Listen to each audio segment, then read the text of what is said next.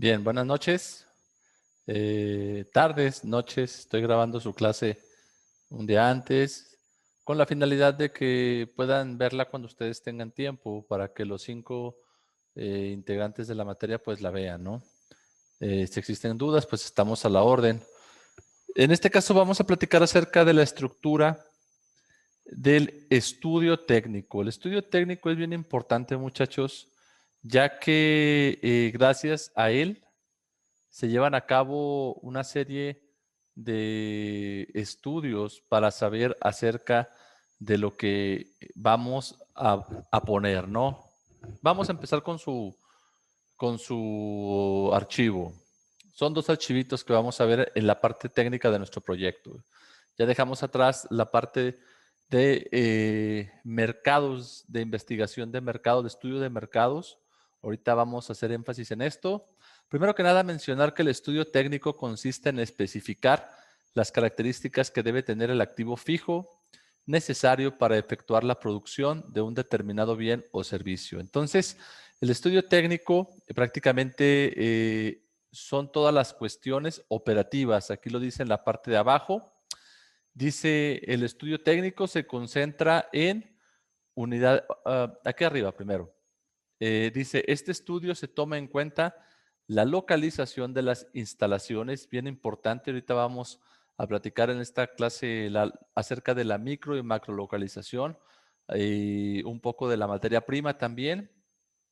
Y luego ya en la otra terminamos con las instalaciones, con el layout, con la maquinaria.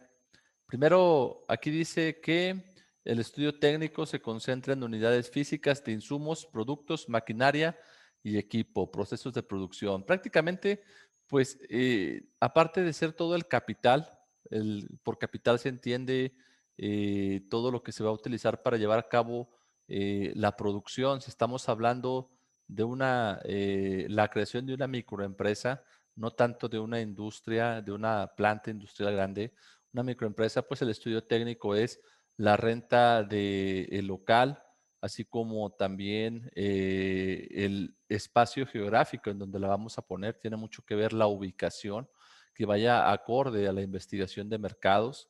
Tiene que ver con el mobiliario, el equipo, tiene que ver con las maquinarias. En caso de que, por ejemplo, vayamos a emprender una tortillería, pues llevan a cabo maquinarias, ¿no? Depende del negocio que vamos a poner, pero en la mayoría de los negocios, pues necesitamos maquinaria, necesitamos equipar todo el negocio, ¿no? Entonces, es el estudio acerca de todo ese equipamiento en una microempresa, en una MIPYME y obviamente pues en una grande empresa, en una industria, pues con más razón, ¿no? También parte o hablar del estudio técnico es el acomodo de cómo van a estar las cosas, es el layout en nuestra microempresa, la zona en donde se va a llevar a cabo la atención al cliente, si tenemos un restaurante, la zona en donde se van a preparar los alimentos, la zona en donde va a estar la entrada, donde van a estar las mesas, si tenemos una miscelánea, el acomodo de la mercancía, es ese estudio en donde también el cliente va a tener los productos a su alcance, ¿no? Es muchísimo y vamos a tratar de abarcar lo más que se pueda. Entonces, dice acá abajo, el estudio técnico dará indicaciones precisas sobre las interdependencias entre los aspectos técnicos y monetarios de la ingeniería del proyecto. ¿Por qué monetarios? Bueno, porque, por ejemplo, si ya nosotros tenemos nuestro inventario inicial, el que vamos a comprar para iniciar el proyecto, también debemos de saber los costos, ¿no? Debemos de investigar quién nos va a vender esa máquina, en dónde está más barato, para empezar a hacer una relación en cuanto al inventario y en cuanto a la inversión inicial. Este parrafito que sigue es muy interesante. Vamos a tratar de platicar y desglosarlo de la mejor manera. Dice, en el estudio de mercado se busca responder a preguntas como ¿qué vender? ¿A quién vender? ¿Cuánto vender? ¿En dónde vender? ¿Cómo y a qué precios vender? Fíjense, ¿eh? ¿Qué vamos a vender? Ya sabemos el giro y sabemos el producto o el servicio que vamos a ofrecer, ¿no?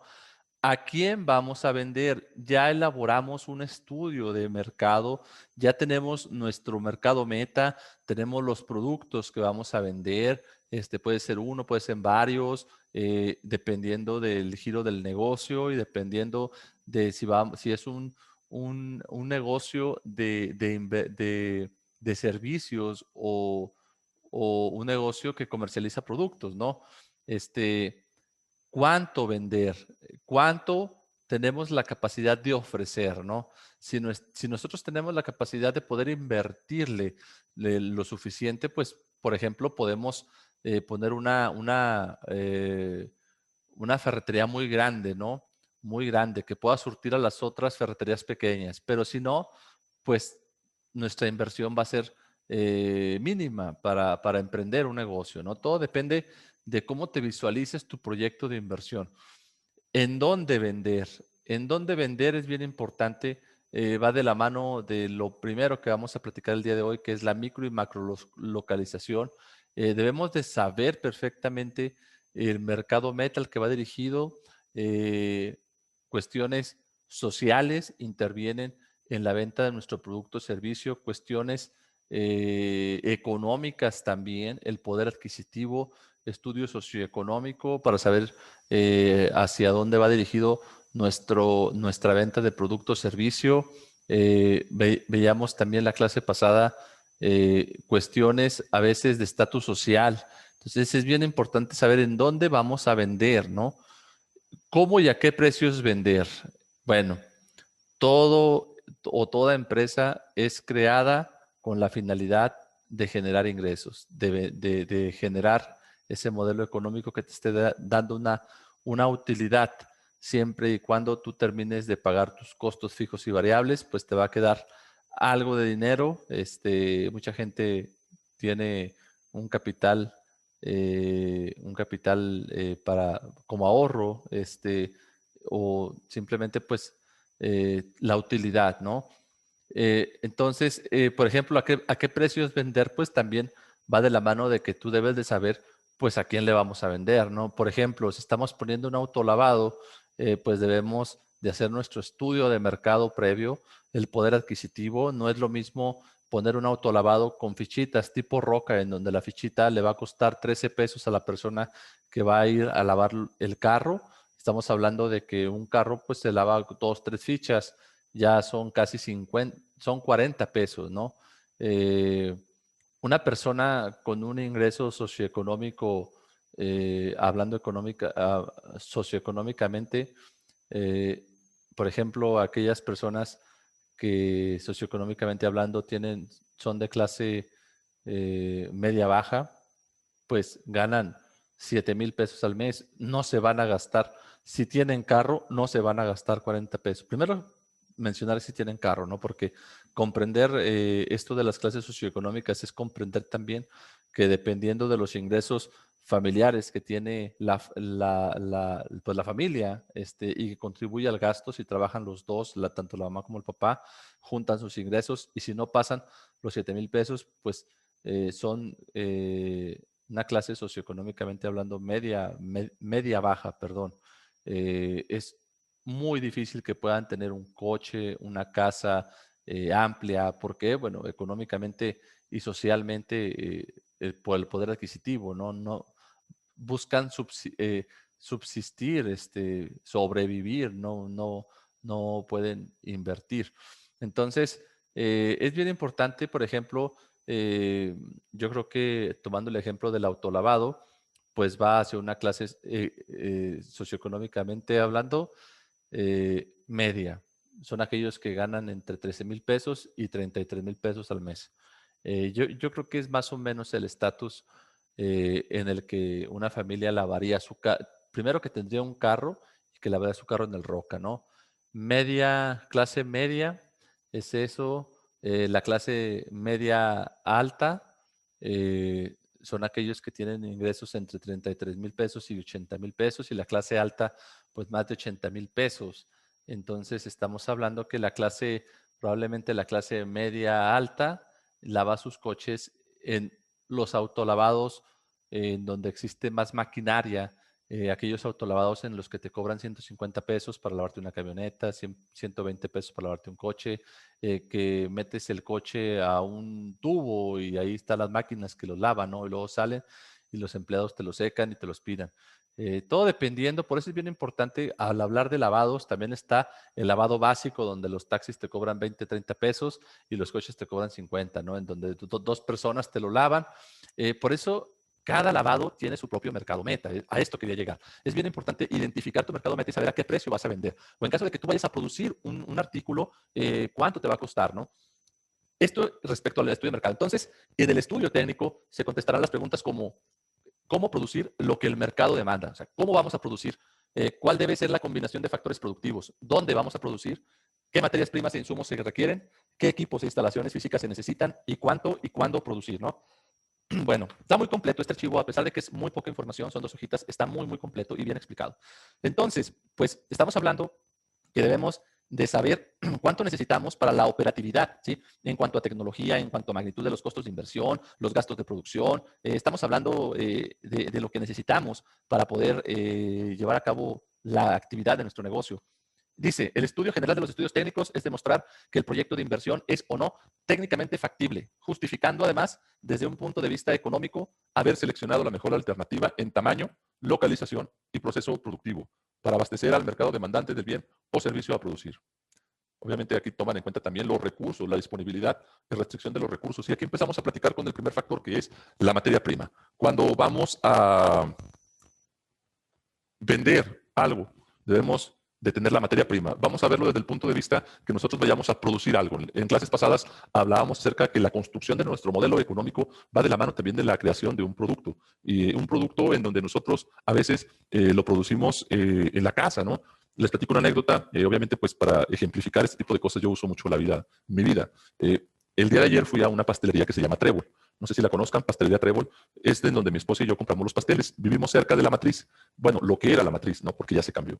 La familia empezó en una casa. En una casa se llevaba a cabo la producción de pasteles. Aquí en el Saop me tocó a ver a mí, ahí donde poco a poco la demanda de su producto fue aumentando y obviamente el proceso de producción también fue aumentando, ¿no? Probablemente, no me sé muy bien la historia, pero probablemente empezó nada más la señora o la familia que empezaron con el proyecto y poco a poco fue incrementando la demanda y tuvieron la necesidad de comprar nuevas máquinas, comprar nuevo mobiliario, porque su demanda era bastante. Bueno, el día de ayer que fui, ya no existía la zona de producción ahí en la casa, donde muchos años me tocó ver a mí observar que se hacían pasteles, ¿no? Porque ya no existía, porque ya se fueron, me comentaba la muchacha, creo que para allá, para el pueblito, una nave industrial que pudiera surtir a sus 6 sucursales y que empezara a tener esa estandarización en los procesos de producción. Estamos hablando de un caso real, probablemente si son listos hasta se transforman en franquicia, ¿no?